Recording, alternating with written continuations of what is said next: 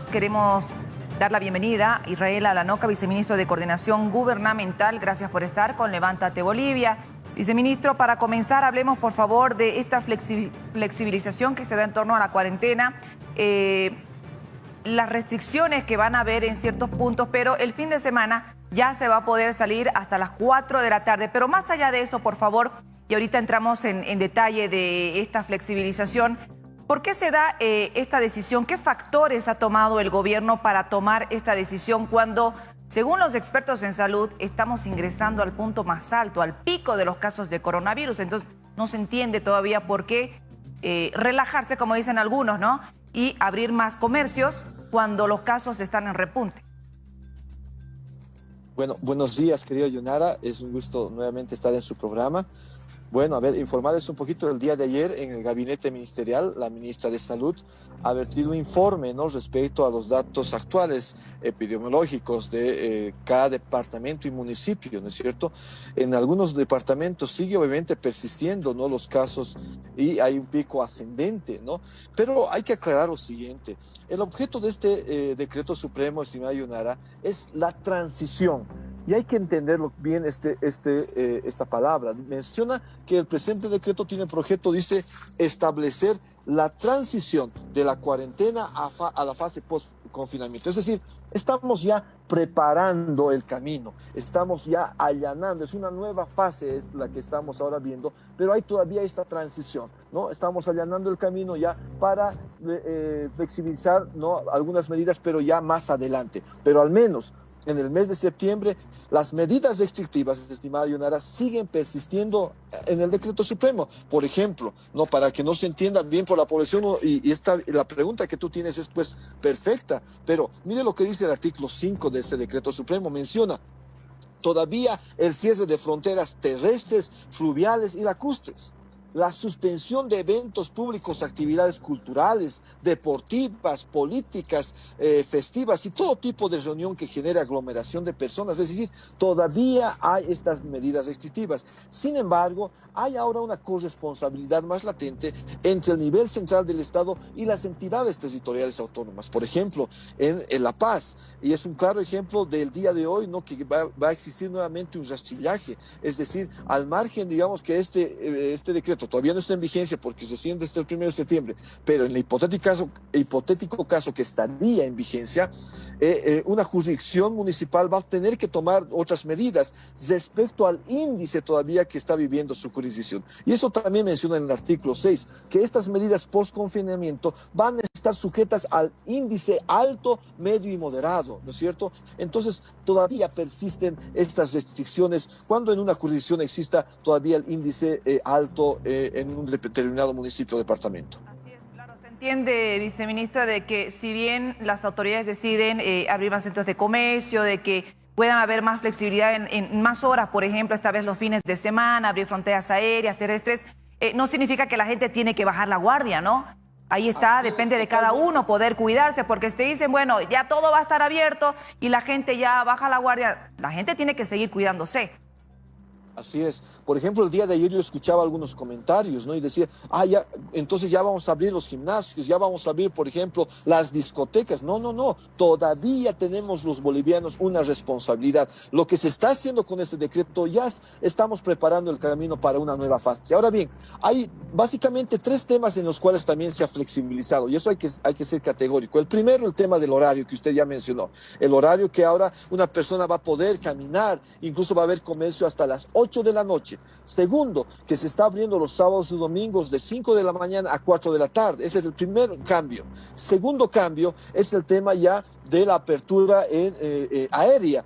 Pero no es con todos, ojo, no es con todos. Y quiero leerlo textualmente lo que dice el decreto supremo. Menciona, el servicio de transporte, dice, de pasajeros deberá ser coordinado de la siguiente forma. Y escuche esto, internacional aéreo de pasajeros y comercial entre el Ministerio de Obras Públicas y el Ministerio de Relaciones Exteriores a fin de habilitar los vuelos internacionales con países que hayan realizado la apertura de vuelos. Es decir, no es con todos. Si, por ejemplo, en España, le pongo un ejemplo, en España nos permiten los vuelos a bolivianos, nosotros también tenemos que tener esa reciprocidad con este país, no así con otros, porque en otros todavía hay un cierre de fronteras, es decir, no se está abriendo para todo. Y tercero, es en el caso de los municipios fronterizos para ser flexibles en el tema del comercio. Por ejemplo, en Brasil se emitió una normativa recién en el cual incluye, por ejemplo, a Cobija como un puerto fronterizo, porque estos municipios de alguna manera viven del comercio, ¿no?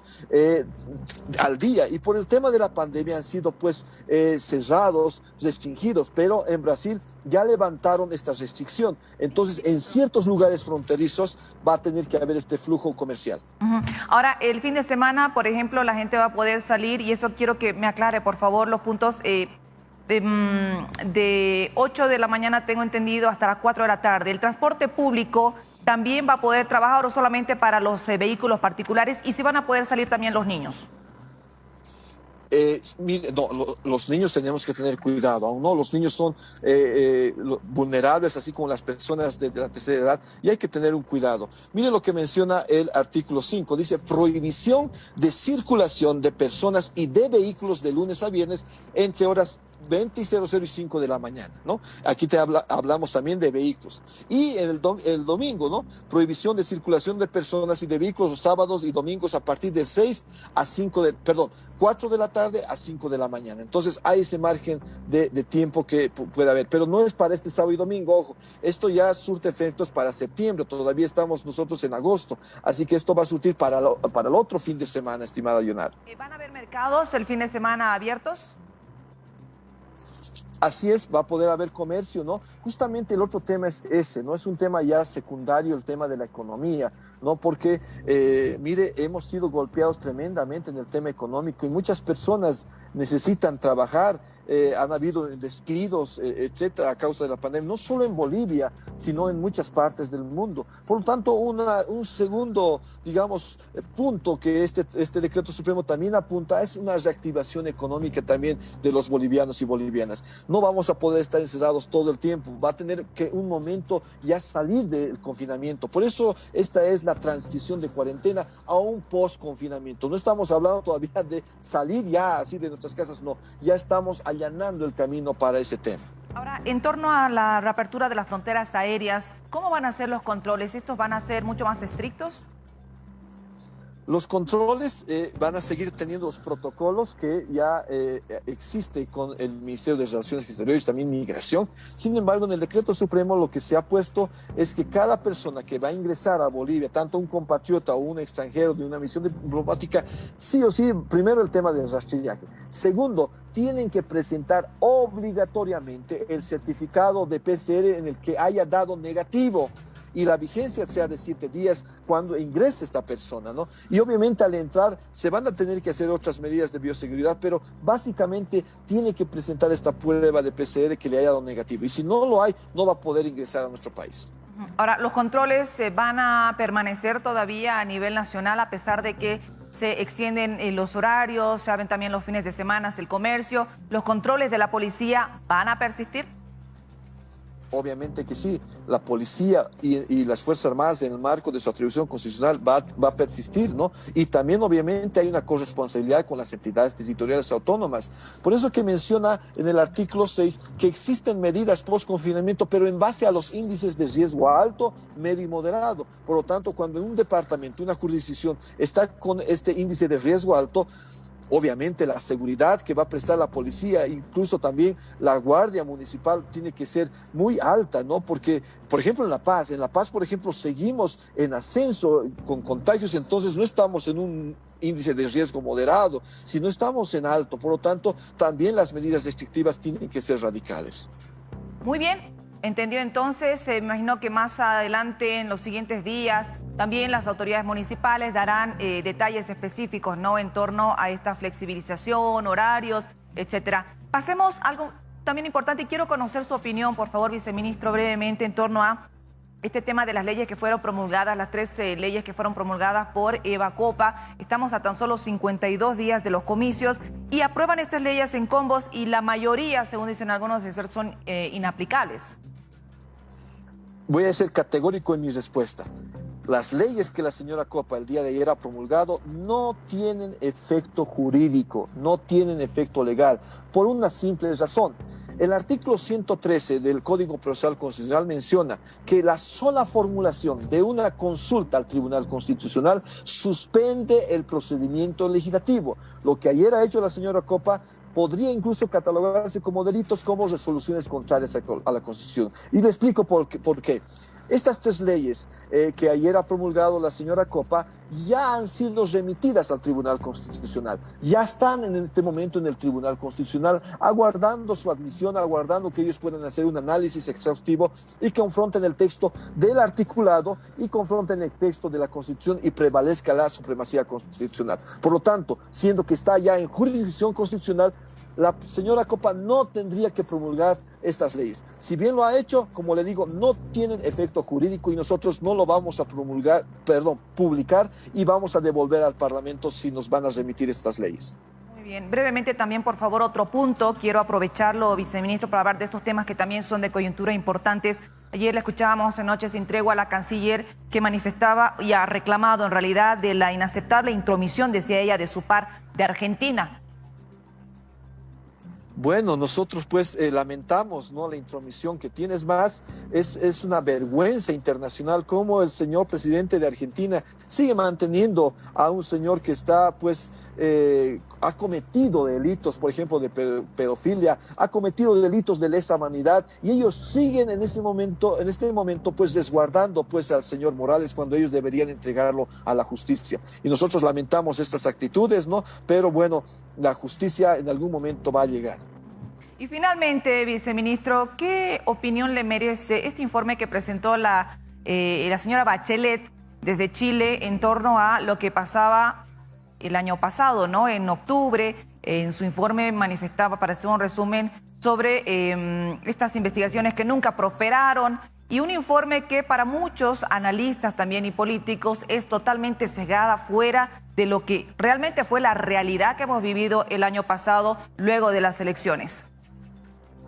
Mire, justamente el día de ayer hemos tenido gabinete y uno también de los puntos ha sido que nuestro ministro de Justicia ha informado a detalle las acciones que ellos están haciendo, tanto internamente como también en el exterior, ¿no? Y obviamente, conocido este informe, también ya se han hecho las representaciones ante los organismos internacionales, ¿no? Porque, bueno, los bolivianos lo hemos vivido de otra manera. El señor Morales intenta tratar de crear otros lugares que en Bolivia ha habido un golpe de Estado, cuando no ha habido golpe de Estado, ha habido tremendo fraude que él ha perpetuado aquí en Bolivia, ¿no?